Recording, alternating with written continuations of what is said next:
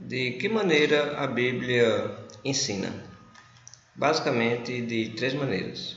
A primeira é a mais comum, a mais conhecida, que é quando a palavra de Deus ela dá uma ordem direta, clara, absoluta, que não necessita nem sequer uma interpretação, é o que ela está dizendo e é para ser imediatamente entendido e praticado. Por exemplo, a Bíblia transmite a vontade de Deus aos homens através de uma ordem ou declaração direta. Se você recebesse uma carta de seu patrão, dizendo que você viajasse para a Europa, você saberia que tinha que ir para lá. Por quê? Porque você recebeu uma ordem ou declaração direta. Da mesma maneira, Deus transmite da mesma forma ao homem o seu desejo que ele ama o seu próximo, através de uma ordem ou declaração direta. Mateus capítulo 7, versículo 12. Amar o próximo como a si mesmo. Então, isso é a forma mais simples de ensinamento da Bíblia, que é uma ordem direta, né? É quando a palavra de Deus faça isso, ou quando ela diz não faça isso. Quando ela diz isso é certo, quando ela diz isso é errado. Mas também não é somente assim que a Bíblia ensina. Ela também transmite a vontade de Deus ao homem de outra maneira, que não é tão direta assim, mas é compreensível. Podemos chamar aqui de uma inferência natural ou conclusão lógica. Vamos entender bem isso. Vamos dizer que é uma ordem indireta. Ela não é dita diretamente, ou ela não é proibida diretamente, mas você sabe que aquilo não pode fazer pela maneira como foi colocada o texto ou a expressão. Vamos ver aqui um exemplo. Se você recebesse uma carta de um amigo dizendo que ele estaria no Rio de Janeiro, num determinado dia e hora, por inferência natural, por lógica, você ia chegar à conclusão de que ele não está em Buenos Aires naquela mesma hora. Você tiraria essa conclusão ainda que ele não dissesse que não iria estar em Buenos Aires. Mas você saberia porque ele já disse que iria estar em outro lugar. Então, a Bíblia utiliza esse método também em seus ensinamentos. Assim também, desde que Jesus disse que os apóstolos deviam batizar crentes, ou seja, pessoas que crescem, então aprendemos, por conclusão lógica, que os que ainda não tiverem capacidade mental para crer em Cristo, como crianças, por exemplo, não devem ser batizados, né? Marcos 16:16. Quem crê e for batizado será salvo. Alguém pode dizer, me mostre na Bíblia onde é que diz que criança não pode ser batizada? Não, a Bíblia não mostra que criança não pode ser batizada. Ela não diz isso em nenhum versículo. Mas ela diz quais são as condições para ser batizado. E as condições são impossíveis de ser cumpridas por uma criança. Porque uma criança de meses, de 1 ano, 2 anos, 3 anos, não tem a mínima condição de crer e compreender a mensagem do Evangelho. Então, por isso, já sabemos que crianças pequenas não podem ser batizadas, ainda que a Bíblia não diga diretamente que elas não podem ser batizadas. A Bíblia ensina muita coisa através desses meios indiretos que podemos chamar de inferência, ou seja, aquilo que é dito infere em outras coisas. Podemos ver alguns exemplos aqui também. Vamos imaginar aqui uma situação, antes de partir para o próximo ponto. O pai chamou o filho e diz, vá no supermercado e traga uma Coca-Cola. Ok? O filho vai e chega com uma Fanta. O pai disse, mas você trouxe uma Fanta? Eu pedi Coca-Cola. O filho disse, mas você não disse que não era para trazer Fanta. Vale isso aí? Ah, claro que não. Quando ele disse Coca-Cola, ele não precisaria negar todos os outros. Ficaria claro que ao ele expressar diretamente o que ele queria, imediatamente todas as outras estão fora de questão, não é isso? Então, é semelhante assim que podemos chegar a muitas conclusões no ensino da palavra de Deus. A terceira forma é através de exemplos, né? Exemplos aprovados, ou seja, existem exemplos que são maus exemplos, não são aprovados, esses não devemos seguir. Mas temos exemplos aprovados, que estão registrados na Escritura e que sabemos que aquilo ali é para ser praticado. Se uma dona de casa lê numa revista que alguém fez um bolo muito bom seguindo uma certa receita, ela vai concluir com toda tranquilidade que ela vai obter o mesmo resultado seguindo a mesma receita. Mulheres entendem isso muito bem. A Bíblia nos diz igualmente o que devemos fazer para contentar a Deus, mostrando-nos certos exemplos aprovados de coisas que o agradaram no passado. Por um exemplo aprovado, ficou confirmado que é certo participar da ceia do Senhor em que dia? No primeiro dia da semana. Isso é o domingo, Atos capítulo 20, versículo 7. Se seguirmos o exemplo apostólico aprovado em Atos capítulo 20, versículo 7, também agradaremos a Deus. No primeiro dia da semana, reunimos-nos para partir o pão, e Paulo falou ao povo. Pretendendo partir no dia seguinte, continuou falando até a meia-noite. Então, no primeiro dia da semana, estavam reunidos para quê? Para partir o pão. Então, a igreja segue esse mesmo padrão, esse mesmo ensino. A igreja se reúne no primeiro dia da semana. Por que se reúne no primeiro dia da semana? Porque é o dia do Senhor, é o dia da ressurreição. Era o dia que a igreja se reunia em todas as partes e ainda é hoje. E era nesse dia que eles celebravam a ceia, como está registrado aqui em Atos capítulo 20, versículo 7. Né? E vimos o exemplo, né, de uma mulher que faz uma receita. Claro que ela seguindo aquele mesmo padrão da receita, ela vai ter o mesmo resultado. Né? Um homem também que trabalha, que é um cozinheiro, que é um chefe de cozinha, né? Ele se baseia em receita. Ele não faz aquilo que vem na cabeça dele. Né? Então, se ele recebe uma receita para fazer um determinado prato, ele vai seguir exatamente aquilo ali, aquele modelo, e ele sabe que vai ter o mesmo resultado. Então, à medida que estudamos a Bíblia, nosso princípio de orientação deve ser o seguinte: falar quando a Bíblia fala e silenciar quando ela silencia.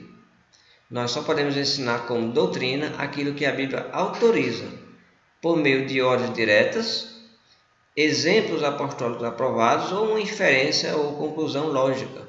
Por isso que Pedro diz: se alguém fala, faça-o como quem transmite a palavra de Deus. Em outra tradução ele vai dizer: se alguém fala, fale de acordo com os oráculos de Deus. Isso significa que se se a gente quer ensinar a falar alguma coisa sobre Deus, devemos falar de acordo com a palavra de Deus, não conclusões que não estejam baseadas no que está escrito. Até o momento não tratamos daquela que é provavelmente a razão principal dos erros no estudo bíblico, que é confiar em outras autoridades além da Bíblia. O que a Bíblia diz sobre outras autoridades? O que a Bíblia diz sobre a pessoa seguir a fé, a religião, crendo em outras fontes fora da Bíblia Sagrada? Será que a palavra de Deus aprova isso? Certamente que não. Vamos concluir essa lição vendo esse ponto na nossa próxima videoaula.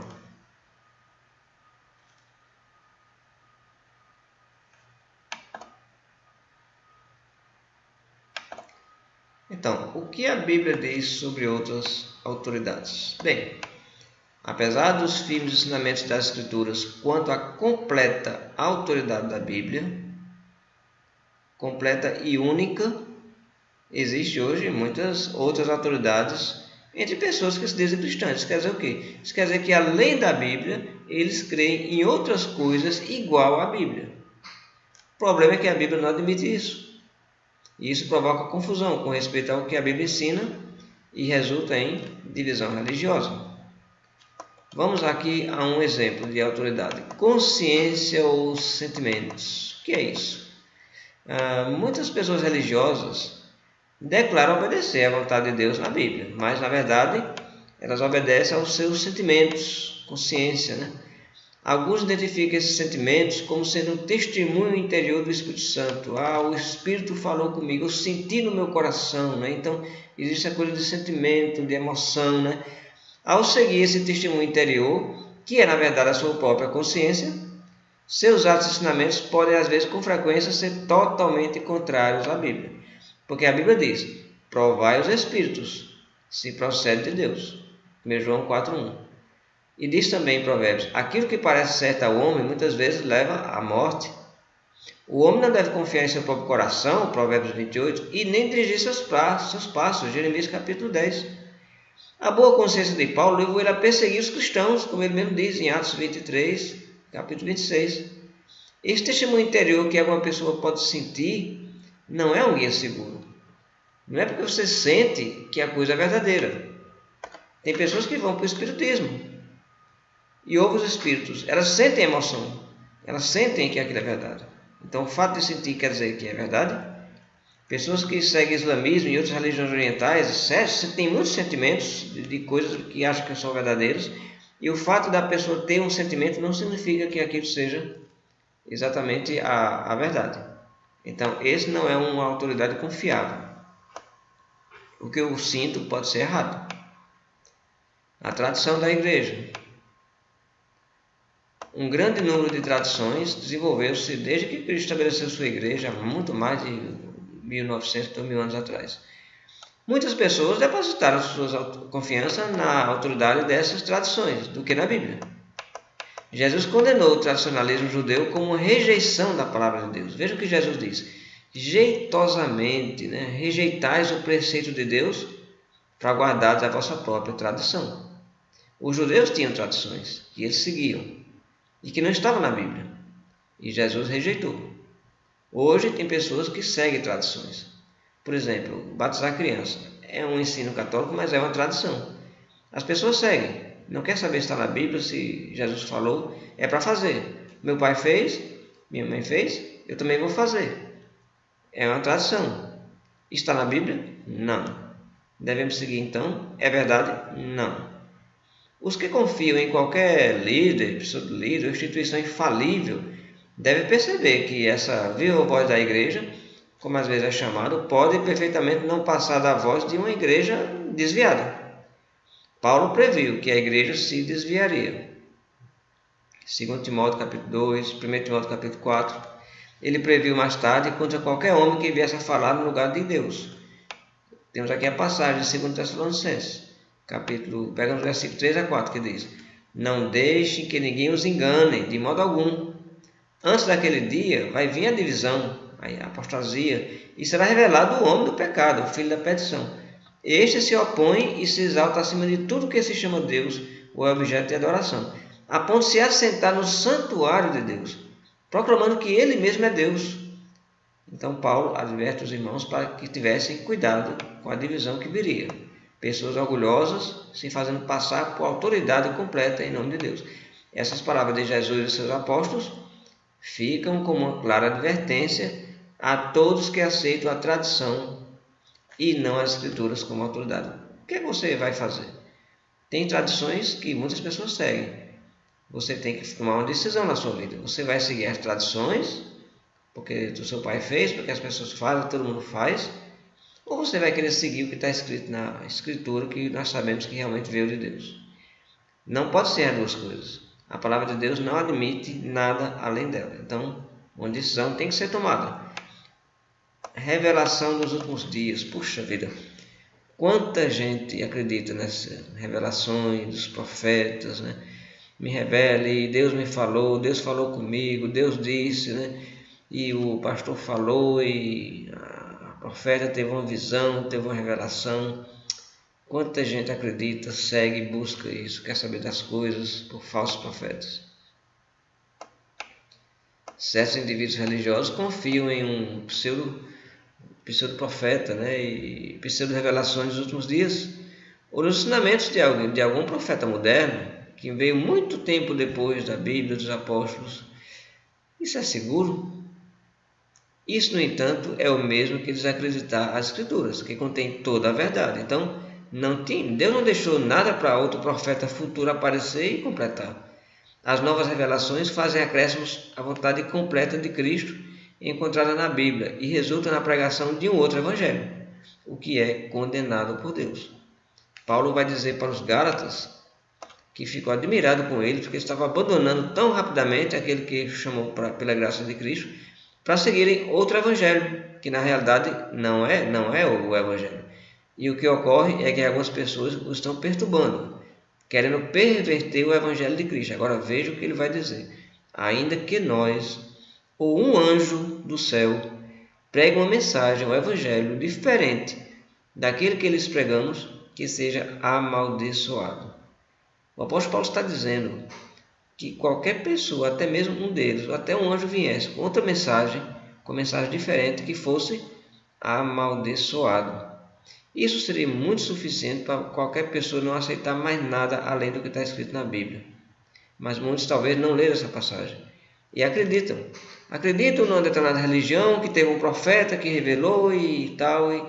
Puxa vida, grande problema, não é? Conclusão: Deus deu a Cristo toda a autoridade no céu e na terra. Cristo, por sua vez, através do Espírito Santo, revelou toda a sua vontade aos apóstolos. E por inspiração, esses homens, profetas e apóstolos, registraram a vontade de Cristo para que todos lessem, entendessem e alcançassem a vida eterna. Não existe qualquer outra autoridade religiosa para os cristãos, além daquela escrita pelos apóstolos no Novo Testamento. Não existe. Concluímos essa lição com esse ponto muito claro. Não existe nada que devemos seguir fora do Novo Testamento. Isso se torna ainda mais importante que possamos continuar no nosso estudo contínuo da Bíblia. Depois que o último livro da Bíblia foi escrito, as cartas de João, Apocalipse, acabou. Quem escreveu mais alguma coisa? Ninguém escreveu mais nada. Ué, por que não escreveram? Faltou tinta na caneta? Ficaram cansados? Não. Deus não revelou mais. A revelação tinha encerrado. Senão, continuava a ser escrito e a gente tinha um monte de livro inspirado. Não temos. São esses que foram escritos pelos apóstolos e profetas. Então, quem tinha autoridade para trazer mais revelação? Ninguém. Deus não autorizou. É assim que devemos crer. Esse é o caminho mais seguro para você. Confie somente no que está escrito na Bíblia Sagrada. Não aceite coisa de profeta, de que fulano falou, de revelação. Não acredite. Se você segue somente o que está escrito, você tem 100% de segurança. No momento que você sai fora disso, não existe garantia nenhuma de que o que você vai ouvir vai ser correto. Só vamos aceitar a mensagem que tenha como base na palavra de Deus. E mesmo assim, depois de analisar, fazer como os bereanos, analisar. Alguém falou, mas na Bíblia diz assim. É mesmo? Onde é que diz? Qual é a passagem? Vamos ver, Abre o texto, lê antes, lê depois e vê se realmente diz aquilo mesmo. Muitas vezes as pessoas não entendem o versículo, citam o versículo isolado, Então, o estudo da Bíblia tem que ser muito cuidadoso, porque essa mensagem é para salvar nossa alma. Não tem nada mais importante do que a sua alma. Portanto, aprenda o que está escrito. Obedeça o que a Bíblia diz. Louvado seja o nosso Deus, para todos sempre. Amém.